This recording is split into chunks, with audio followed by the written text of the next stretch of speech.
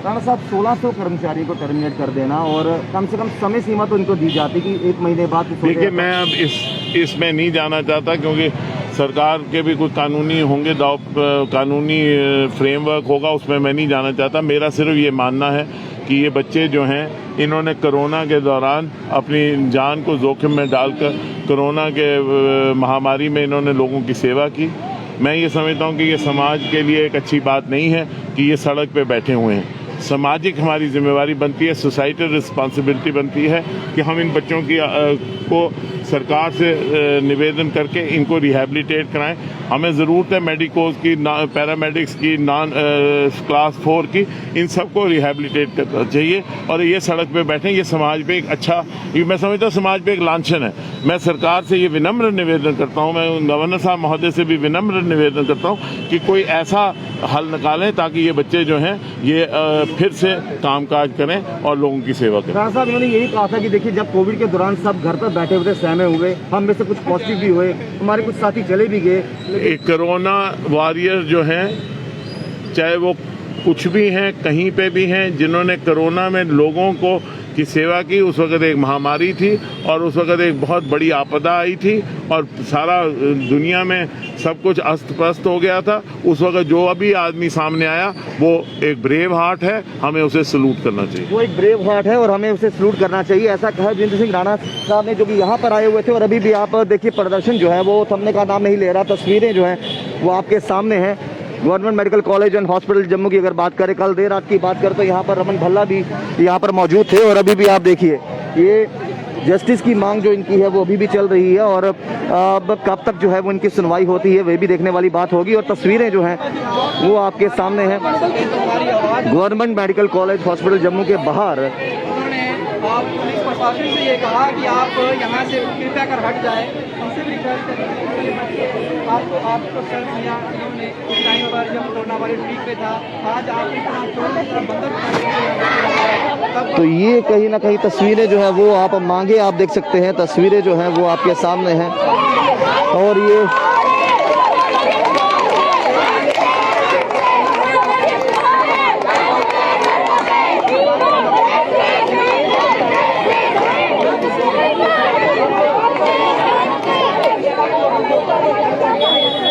कल भी रमन भल्ला जो है वो यहाँ पर पहुंचे थे और आज की बात करें तो आज भी आप देखिए देवेंद्र सिंह राणा यहाँ पर पहुंचे हैं और उन्होंने यही कहा राणा साहब ने कि देखिए सरकार को चाहिए कि इनके बारे में कुछ सोचा जाए, क्योंकि जिस आपातकालीन स्थिति में इन कोरोना वॉरियर्स की तरह इन्होंने काम किया है तो ये आप अंदाजा लगा सकते हैं कि जो कुछ इन बच्चों पर बीत रही है उसी चीज को लेकर देवेंद्र सिंह राणा ने यह भी कहा कि देखिए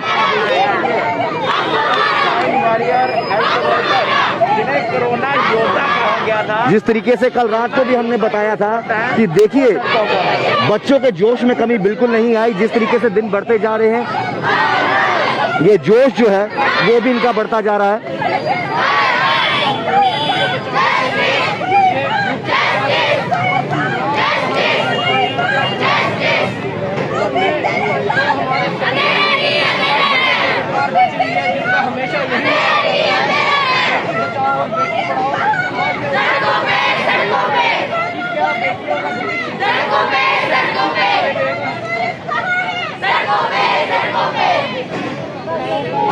कोरोना वॉरियर्स कहाँ हैं? सड़कों पर और बात भी इनसे करेंगे। कल रमन भल्ला जी यहाँ पर पहुंचे थे देर रात को, अभी देवेंद्र सिंह राणा आए हैं। उनका ये साफ तौर पे कहना था कि जो ड्यूटीज आपने की हैं उस आपातकालीन स्थिति में वो काबिले तारीफ हैं। आखिरकार क्या लगता है आज आपका जोश कल से और भी दुगना है? हाँ सर, और भी हमारा जो जोश की बात करेंगे आप, हमारा जोश जो है हम सबका दिन ब दिन बढ़ता जाएगा। जब तक हमें इंसाफ नहीं मिलता, हमारा हक हमें नहीं मिलता, तब तक हमारा जोश इसी तरह बढ़ता रहेगा और हर दिन आज से ज्यादा बढ़ता जाएगा। हम कभी चुप बैठने वाले नहीं है, हम हमारा हक छीन कर लेंगे। हमने 1 साल ड्यूटीज दी है। जब लोग अपने बच्चों को, अपने माँ बाप को यहाँ छोड़कर चले जाते थे जीएमसी में कोविड पॉजिटिव होते हुए, हम ही वो लोग थे जिन्होंने उनका सपोर्ट किया, उनकी खिदमत की अपने इन हाथों से। जिनको लोग बोलते थे कि कोविड हो जाएगा, हम मर जाएंगे, ये होगा, हम फैमिलीज के अगेंस्ट जाकर हमने सारा कुछ किया। तो इस मसले में मैं यही कहना चाहूँगी, पीएम मोदी जी से मैं कहना चाहूँगी कि बेटी पढ़ाओ बेटी बचाओ का नारा जो आपने लगाया था आपने, मुझे सुनने में बहुत अच्छा लगा था, रियली अच्छा लगा था। मैंने सोचा शायद कुछ अच्छा सुनने वाला होगा, लेकिन आज मैं मोदी जी से कहना चाहूँगी, सिर्फ नारा देने से कुछ नहीं होता, उस पर अमल करना होता है। अगर अमल किया होता ना, इस तरह से इतनी हमारी बेटियां रोड पर इस तरह से दरबदर ना हो रही होती। आप क्या कुछ कहना चाहोगे जो मौजूदा हालात बने हैं आपके साथ? सर कल से हम देख रहे हैं अलग अलग, मतलब हमारे नेता है वो भी आ रहे हैं, लेकिन हम तब तक कुछ भी नहीं कह सकते जब तक हमें रिटन ऑर्डर में नहीं आता कि आपको एक्सटेंड किया गया है, क्योंकि यहाँ हजारों वादे करने आएंगे और हजारों चले जाएंगे, लेकिन हम तब तक अपना ये प्रदर्शन जारी रखेंगे जब तक हमें रिटन में नहीं आता है कि जो भी कोरोना वॉरियर्स हैं उनको एक्सटेंड नहीं किया जाए। सर यहाँ पे सिर्फ बड़े बड़े दावे करते हैं, हाँ बेटियां पढ़ाओ बेटियां बचाओ, क्या बढ़ा के करोगे? इन रोडों पे लटाना उन लड़कियों को। सर कल हाथापाई की गई हमारी प्रेग्नेंट लेडीज के साथ, जो स्टाफ नर्स थी यहाँ पे, उसको इन्होंने अरेस्ट करके घसीट के मारपीट की इसकी पुलिस स्टेशन में। सर क्या यही बेटी बचाओ? मैं अपने सर पीएम सर से ये रिक्वेस्ट करना चाहती हूँ कि क्या जो आप नारा लगाते हो सिर्फ वो नारा ही है या इन बेटियों का कुछ आगे आप सोचोगे भी? क्या सोच रहे हैं? सिर्फ ये बोलते हैं तालियां बचाओ। सर ये सिर्फ तालियां ही बचाते रहेंगे। कोरोना वायरस आज सड़कों पे है सर क्या सोचा है? यहाँ पे कोई भी हमारा एडमिनिस्ट्रेशन का हमें यहाँ नहीं दिखा। जब हम ड्यूटीज पे एक दिन नहीं आते थे तो हमारे एडमिनिस्ट्रेशन में हमारी एक्सटेंशन कार निकल जाती थी, सस्पेंड करने तक बात चली जाती थी। अगर आज हम सड़कों पे बैठे हैं तो क्या वो एसी से यहाँ बाहर तक नहीं आ सकते कि हमारे बच्चे इतने क्यों मजबूर?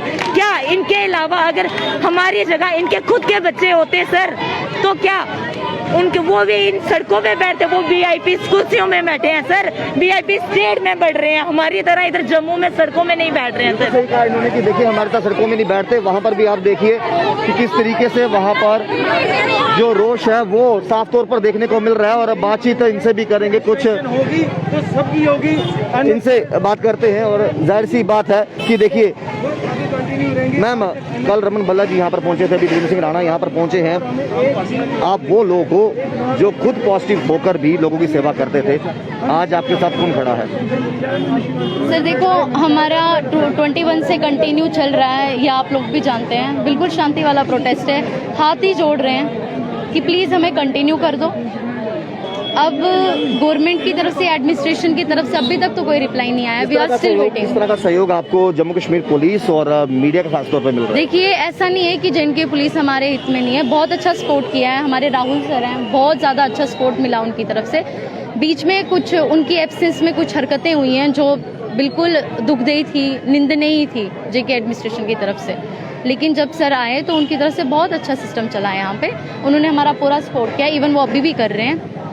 तो अभी भी हम रिप्लाई का वेट कर रहे हैं कि एडमिनिस्ट्रेशन हमें क्या रिप्लाई देती है। टिल अगर 1 बजे तक हमें कोई भी ऑफिशियल साइट पे कोई ऑफिशियल लेटर या कुछ भी नहीं मिला, देन हम आगे का सोचेंगे कि what happens to the next. आगे का सोचेंगे सर, आपसे बात करेंगे। क्या 4 या 5 दिन की मोहलत आपको और दी गई है? राहुल सर, मैं आपको यही चीज़ बोलूँगा, अगर अब एनएचएम में रहेंगे तो सर सभी रहेंगे। इसमें अब ये कोई मसला ही नहीं रहा कि 3 महीने, 6 महीने, 9 महीने या 1 साल वाले। इस सीआरपी का मसला ही खत्म हो गया सर, क्योंकि हमने पूरा साल, इन्होंने 6 महीने, 3 महीने इन्होंने भी काम किया, कोविड में काम किया। कोई जनरल वार्डों में इन्होंने काम नहीं किया या इंजेक्शन लगाए, अपने रूम में जाके बैठ गए। सर 9-9 घंटे हमने पीपी किटें डाली हैं, अंदर से कोई भी नहीं आता था पीपी किट डालने, और हमने पीपी किटें डाल के अंदर अपना काम किया सर, तब कोई भी नहीं आता था। एक बार हमारी व्यूअर्स को ये भी बता दो कि पीपी किट पहनने के बाद महसूस क्या होता है, फील क्या होता है, किस तरह अंदर जो बॉडी टेम्परेचर होता है वो क्या फील करते हो? सर सांस नहीं आती। आप अगर एसी के सामने भी खड़े हो जाएंगे ना, सांस नहीं आती सर। 4 मास्क ये वाले लगाए हुए थे, एक N95 shoe cover 4, gloves 4, head cap 4 लगाई होती थी। सर सांस कहाँ से आएगी? हमारी सर बॉडी लैंग्वेज तक खराब होगी। लड़कियों की हालत देखो, प्रेग्नेंट लेडीज ने भी हिम्मत नहीं हारी सर। आज हमारा अगर पुलिस साथ दे रही है, हमने भी सर इनका साथ दिया है। कुछ रिलेटिव्स इनके भी थे अंदर, ठीक है। कल मैं यहाँ पे धरना दे रहा था, एक बेचारा पुलिस वाला है, उसने मुझे साइड कर दिया, कहता भैया आगे मत आओ, क्योंकि हमारा भी अंदर पेशेंट था, आप ही थे उस टाइम पे।